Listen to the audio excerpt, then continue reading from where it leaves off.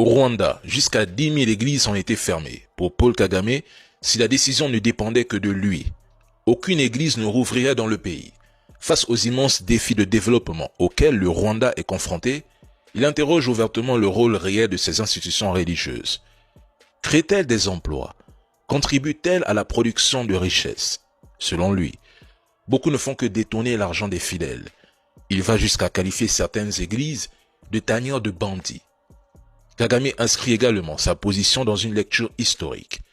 Il considère l'Église comme un vestige du système colonial, affirmant que les Rwandais ont été trompés par les colonisateurs et continuent, selon lui, à se laisser tromper. Une déclaration d'autant plus sensible que près de 93% de la population rwandaise se déclare chrétienne, selon le recensement de 2024. Depuis 2018, l'État a mis en place une réglementation très stricte encadrant les organisations religieuses. Les églises doivent désormais respecter des normes élevées en matière de sécurité, de transparence financière et de gouvernance. Les pasteurs sont tenus d'être diplômés en théologie. Les dons doivent obligatoirement transiter par des comptes officiellement enregistrés et chaque structure religieuse doit soumettre des plans d'action annuels démontrant son alignement avec les valeurs nationales.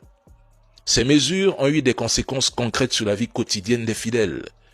Beaucoup sont contraints d'effectuer de longs trajets pour trouver un lieu de prière encore autorisé. Et dans ce contexte, certains Rwandais estiment que Paul Kagame nourrit un mépris, voire un dégoût assumé envers les églises et plus largement envers les organisations religieuses. De nombreux responsables religieux, eux, préfèrent garder le silence par crainte de s'exprimer publiquement contre le pouvoir.